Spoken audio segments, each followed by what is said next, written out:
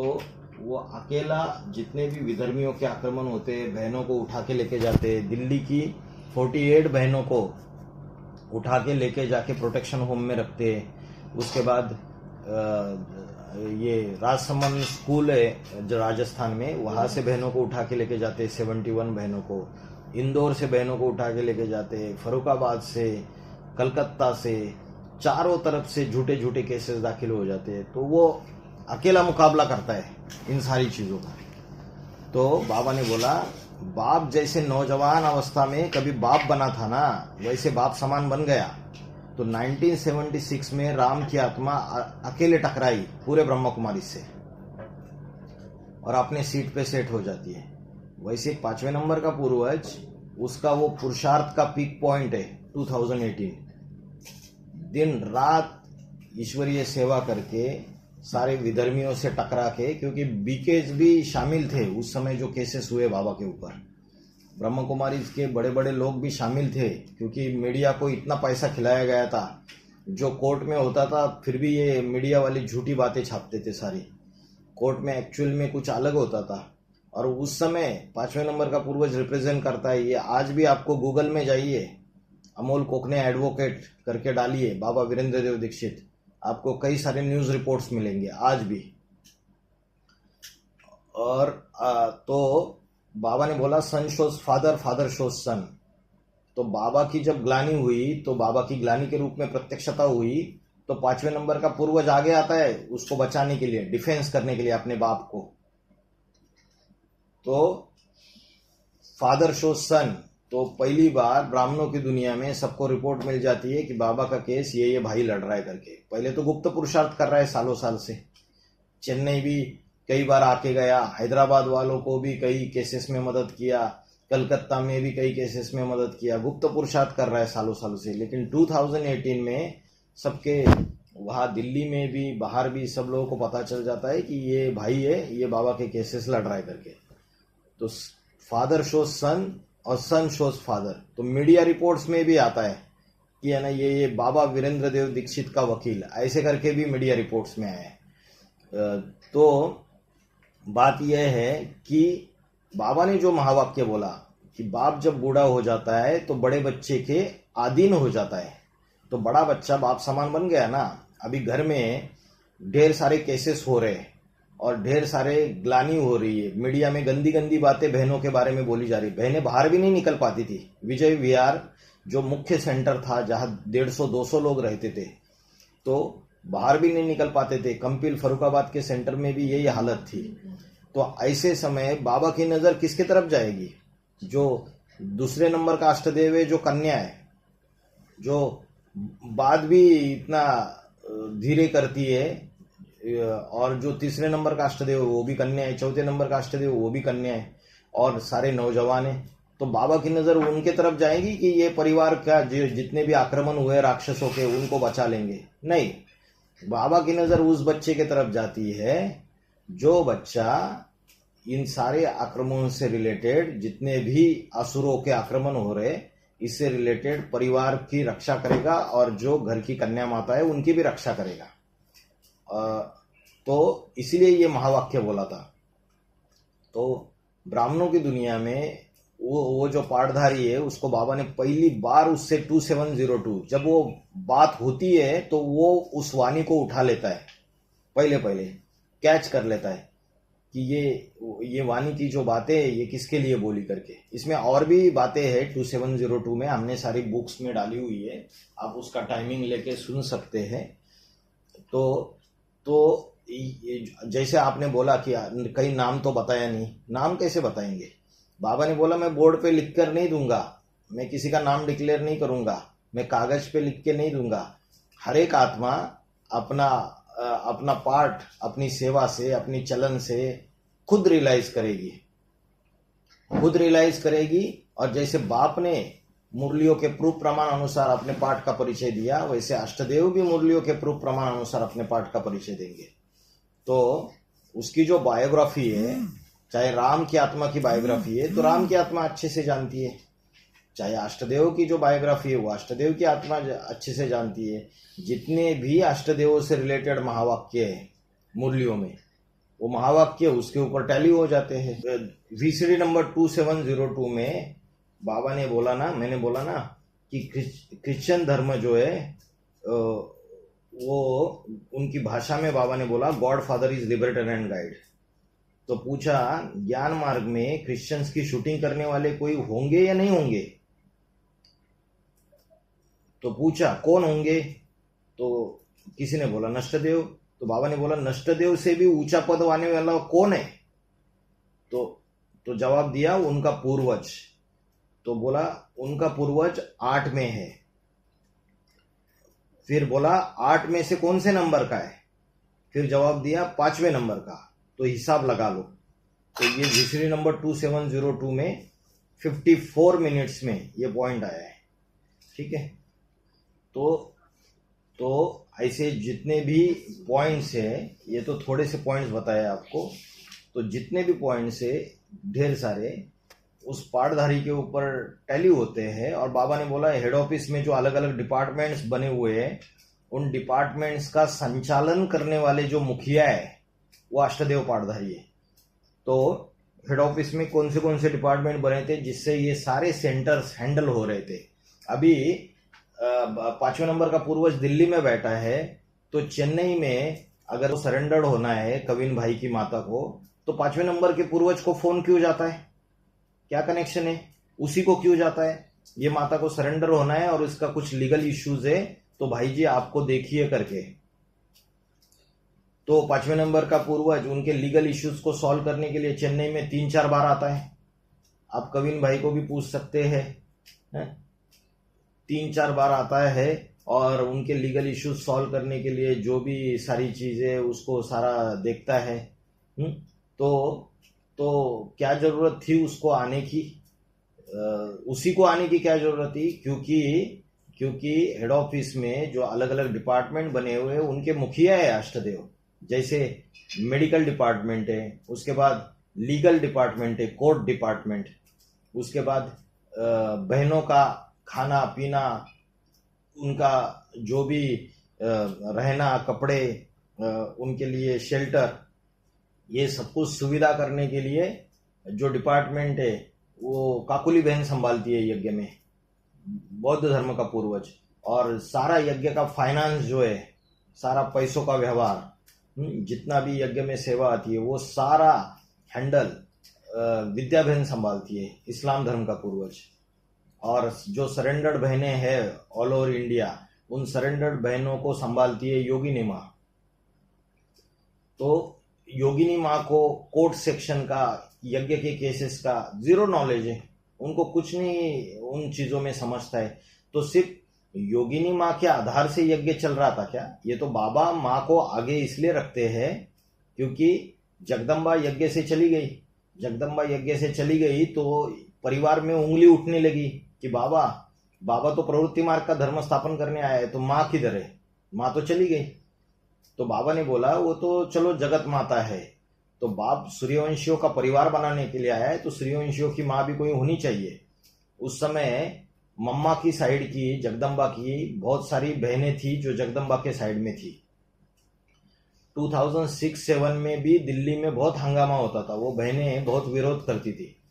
तो उस समय बाबा को मजबूरन डिक्लेयर करना पड़ा कि ये योगिनी माँ का पार्ट है करके। तो और बाबा ने यहाँ तक बोला बहनों को कि अगर आप माँ को माँ मानने के लिए तैयार नहीं है तो तुमको यहाँ से बाहर निकाल देंगे धक्के मार के। फरुखाबाद में वार्तालाप में बाबा ने बोला था। तो जैसे ओम राधे मम्मा को निमित्त बनाया था कन्या माताओं की संभाल करने के लिए, तो ये जरूरी था बाबा को ये बताना। तो वो तो 2006 की बात है जो योगिनी माँ का पार्ट डिक्लेयर किया। और 2018 तक बाबा ने बोला अष्टदेवों के लिए टू लेट का बोर्ड 8 प्रत्यक्ष होनी चाहिए, 8 सीट पे सेट होने चाहिए। 2018 में 18। तो ब्राह्मण परिवार में आगे जाएगा या नहीं आगे जाएगा? तो ब्राह्मण परिवार में जो बातें सुन के रखी उतनी बुद्धि में बैठ गई। लेकिन बाबा ने जो महावाक्य आगे चल के बोले, उन महावाक्यों में बाबा ने कई सारे बार बोला कि 18-19 में अष्टदेवों को पता चलना चाहिए कि मैं कौन से नंबर का मन का हूं, मेरा पार्ट क्या है। तो यज्ञ सिर्फ एक व्यक्ति से नहीं चलता था, यज्ञ में ऑल ओवर इंडिया केसेस होते थे। और हैदराबाद में भी केसेस है, तो 5वें नंबर का पूर्वज जाता था। कलकत्ता में बहनों को उठा के लेके गए। 2015 में भी बहुत हंगामा हुआ, एक बहन सरेंडर हुई थी, उसके बाद उनके घर वालों ने बाबा के खिलाफ झूठे केसेस डाले थे 2015 में। तब भी सारे केसेस 5वें नंबर के पूर्वज को डायरेक्ट बाबा से फोन जाता है कि यहाँ ये प्रॉब्लम है, आपको जाके देखना है करके। तो हर एक डिपार्टमेंट बना हुआ था, उस डिपार्टमेंट के मुखिया थे, और यज्ञ के अलग अलग डिपार्टमेंट के मुखिया अष्टदेव है, ये मुरली का महावाक्य है। तो ये एक प्रैक्टिकल प्रूफ हो गया, क्योंकि अगर वो अष्टदेव है तो बाबा के राइट हैंड होने चाहिए शूटिंग पीरियड में, और शूटिंग पीरियड में अगर वो बाबा के राइट हैंड है तो सबको पता भी होना चाहिए कि ये भाई या ये बहन बाबा की राइट हैंड है, और ये लोग ये संभालते हैं यज्ञ का सारा काम। ठीक है, तो प्रैक्टिकल उसकी बायोग्राफी में भी ये प्रूव होना चाहिए। अभी जैसे बाबा रहते हुए भी गुवाहाटी, असम में गुवाहाटी है, वो मधुबन का कोई लीगल मैटर हो गया, तो 2012 से ही वो मधुबन का लीगल मैटर 5वें नंबर का पूर्वज ही संभाल रहा है, आज भी वही संभाल रहा है। 2012 से 2026 आ गया, और वो मधुबन आज भी चल रहा है, बहनें आज भी रह रही है, लेकिन जो बहनें वहां रह रही है उनको ये पता नहीं है कि ये भाई संभाल रहा है ये करके, ये केस सारा है? क्योंकि वो तो नए नए लोग आए ना, उनको इतना जानकारी नहीं है इन सारी चीजों की। उसके बाद वेस्ट बंगाल में सिलीगुड़ी मधुबन है, बड़ी बिल्डिंग है, 4 मंजिल का बड़ा बिल्डिंग दिया था वो भाई ने, उसमें भी लिटिगेशन हुआ था ब्रह्म कुमारी के साथ, तो उसको भी केस को 2014 से लेके 2021 तक भाई ने संभाला। 2022 में जाके वो केस जीत गए। तो यज्ञ में ऑल ओवर इंडिया, सिर्फ ऐसा नहीं कि दिल्ली के केसेस, भारत भर जितने भी लीगल मैटर्स है वो भाई के पास सारा यज्ञ का ये होता है। इवन 2025 में जो गोल्डन फॉरेस्ट इंडिया लिमिटेड में जो पैसे का इन्वेस्टमेंट किया था, आपने सुना है? Golden forest India limited company जो थी, उसमें चंडीगढ़ में खेत भी खरीदा था, और वो खेत जो है वो गवर्नमेंट के अंडर चला गया 2007 में, और वो खेत more than 100 bighas, it was big farm. तो उसका केस भी 5वें नंबर का पूर्वज लड़ता है, 2007 से लड़ता है, 2025 में वो केस जीतता है। बहुत सारे पैसे अकाउंट्स में वापस आ जाते हैं कन्या माताओं के 2025 में। उसके बाद जो 59 बहनें हैं विजय विहार दिल्ली में, तो पुलिस ने जब इंस्पेक्शन के लिए आए थे 2018 में, तो बहनों का पुलिस के साथ झगड़ा हो गया था, तो उस समय 59 बहनों के ऊपर केस रजिस्टर हुआ था। पुलिस के साथ अच्छा व्यवहार नहीं किया, मार पिटाई किया, ऐसा ऐसा आरोप लगाया था पूरा। तो 59 बहनों के ऊपर केस हुआ था, वो केस भी हम 2025 में जीते हैं उस केस को। तो ये जो यज्ञ में जो प्रैक्टिकल चीजें हुई, बाप सामने नहीं था, तो कोई होना चाहिए या नहीं होना चाहिए जो परिवार की रक्षा करे। तो ये हाँ जी, हाँ जी, तो ये प्रैक्टिकल बातें हैं। एक होता है थ्योरी, और थ्योरी को मैच किया जाता है, उन इशारों को पकड़ा जाता है, उन इशारों को पकड़ के, और वो आत्मा बताएगी खुद। जैसे बाबा को 76 में रियलाइज हो गया, तो बाबा ऑल ओवर इंडिया टूर करके ऐसे मुरलियां साथ में रखते थे, और मुरलियों के प्रूफ प्रमाण के अनुसार सबको बताते रहते थे। तो बाबा ने खुद 5 साल घूम के फिर भी बाबा की कोई भी नहीं निकला ज्ञान में। बाद में बाबा जब कंपिल में जाके बैठे तो धीरे धीरे ज्ञान में निकलने पड़े लगे। तो जब जिसमें खुद शिव प्रवेश करता है उसको इतने धक्के खाने पड़ते, तो जिसमें शिव प्रवेश है उसको इतने धक्के खाने पड़ते हैं अपना पाठ दूसरों को समझाने के लिए, और धीरे धीरे एडवांस पार्टी की आत्माएं धीरे धीरे जुड़ती जाती है। वैसे ही अष्टदेवों को भी मुरलियों के प्रूफ प्रमाण अनुसार अपने पाठ का परिचय देना पड़े। और जहां तक बात है 3 नंबर के अष्टदेव की और 4 नंबर के अष्टदेव की, उनके बारे में तो ढेर सारे इशारे पहले ही दे चुके थे बाबा। 2012-13 में वो तो रियलाइज भी कर चुके थे दोनों कि हमारा ये पार्ट है। ये तो 5वें नंबर का पूर्वज है जो 2018 में जाके रियलाइज करता है। इसलिए जो बाबा ने बोला 4 मुख्य धर्मों में कि जो पूर्वज है उसमें जो चौथा क्रिश्चियंस है वो सबसे बाद में आते हैं, लास्ट में आते हैं और सबसे तीखे चले जाते हैं। मतलब 5वें नंबर का पूर्वज बाद में रियलाइज करता है 2018 में आते आते और सबसे तीखा चला जाता है। बाबा ने बोला इस्लामियों से क्रिश्चियन निकलते हैं और उनके भी बाप बन के बैठ जाते हैं। तो इस्लाम धर्म का पूर्वज जो है, अभी ब्राह्मण परिवार में ये महावाक्य सुनते हैं तो लोगों को लगता है बाबा बाहर की दुनिया के इस्लामियों के और क्रिश्चियंस की बात कर रहे हैं। तो बाहर की दुनिया की नहीं कर रहे। 5वें नंबर का पूर्वज जब दिल्ली में आता है घर बार छोड़कर ईश्वरीय सेवा में 2006-7 में, तो उस समय बाबा पहले उसको इस्लाम धर्म के पूर्वज के साथ जोड़ते हैं ईश्वरीय सेवा के लिए, और वहां से उसकी सेवा स्टार्ट हो जाती है। और धीरे धीरे धीरे धीरे सेवा में आगे बढ़ते हुए बाबा इंडिपेंडेंटली सारा कोर्ट सेक्शन उसको दे देते हैं 5वें नंबर के पूर्वज को।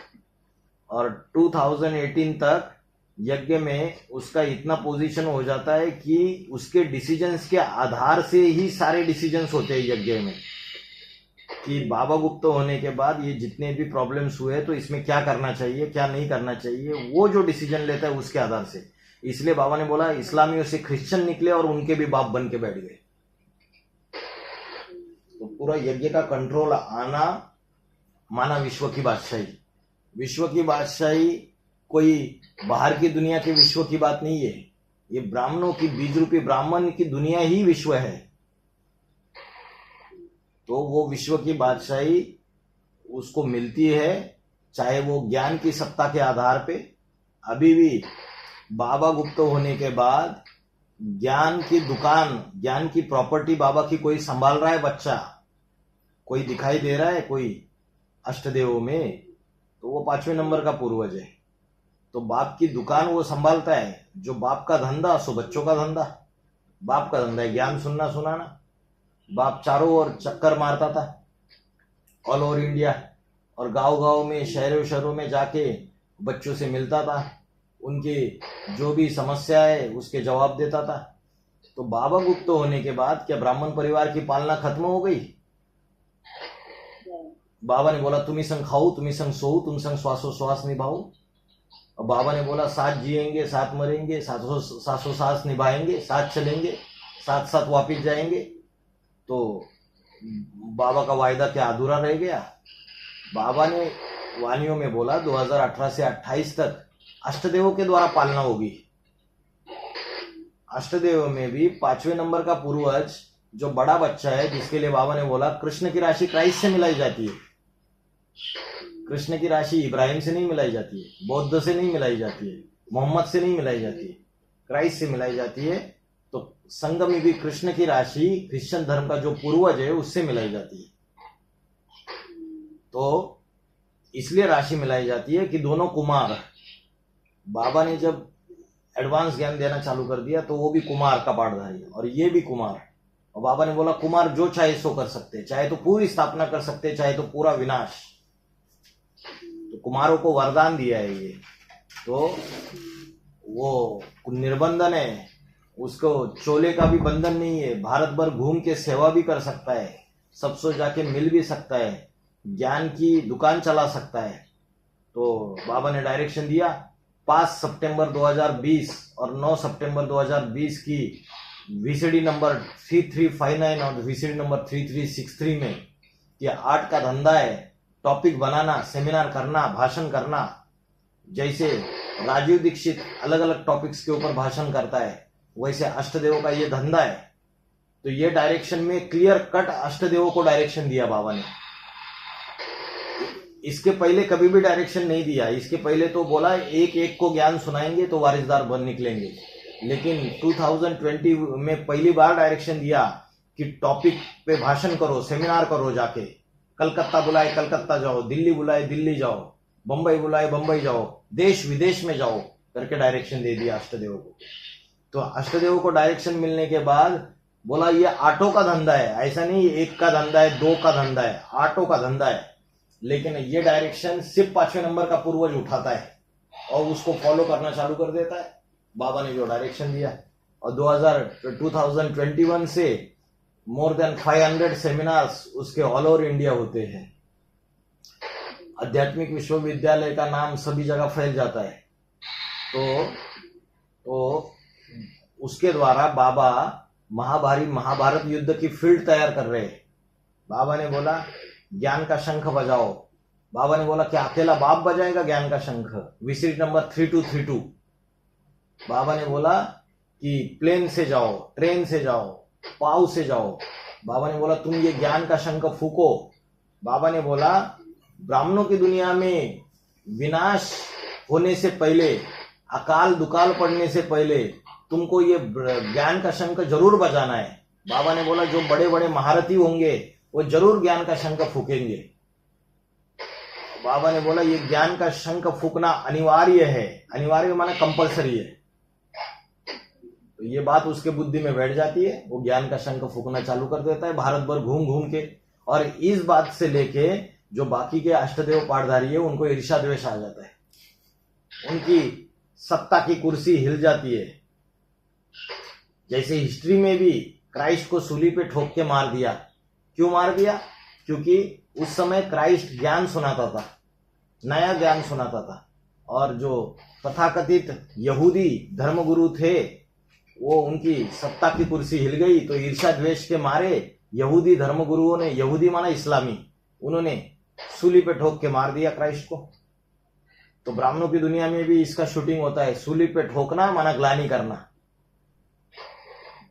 उस पाठधारी की। और यहूदी धर्मगुरु माना इस्लाम धर्म का पूर्वज। तो जैसे प्रकाशमणि दादी ने जब राम वाली आत्मा को अपना पाठ निश्चय बैठ जाता है तो प्रकाशमणि दादी ने सारे ब्राह्मणों की दुनिया में अनाउंसमेंट कर दिया कि ये वीरेंद्र नाम का भाई है, ये मनमत का ज्ञान सुनाता है और ये अपने को बाप दादा उसमें प्रवेश करते करके बाप दादा का पाठ उसके द्वारा चल रहा है करके सबको बताता है। और इसके सहयोगियों से बात नहीं करनी है और इनका कोई भी ज्ञान नहीं सुनना है। ये 1976 में मुरली के नीचे ये नोट डाल के ऑल ओवर इंडिया ये मुरली सर्कुलेट की गई। इन द सिमिलर मैनर 2024 में इस्लाम धर्म के पूर्वज के द्वारा एक वीडियो सर्कुलेट किया गया ब्राह्मणों की दुनिया में, यूट्यूब चैनल में डाल के सतर्क वीडियो करके कि ये ऐसा ऐसा ज्ञान सुनाता है, मनमत का ज्ञान सुनाता है। तो जो बाबा के जीवन में वो 5वें नंबर के पूर्वज के जीवन में, जब बाबा ने एडवांस पार्टी की शुरुआत की तो 3 माताओं ने सहयोग दिया दिल्ली में। और जब 5वें नंबर का पूर्वज संगठन बनाने की शुरुआत करता है तो दिल्ली की 3 माताएं सहयोगी बनती है। तो मुरलियों के ढेर सारे इशारे प्रूफ प्रमाण है, अगर आप सुनेंगे तो उसके आधार से आपको बुद्धि में बैठ जाएगा। आप स्टडी कीजिए, किताब बुक अगर मिली है तो बुक में जो महावाक्य बाबा ने बोले हैं उसको अगर आप स्टडी करेंगे। आपका ऑफिस जाना है, आपको 5 बजे तैयारी करना है, खाना बनाना है, मैं तो 10 घंटा भी बोल सकता हूँ।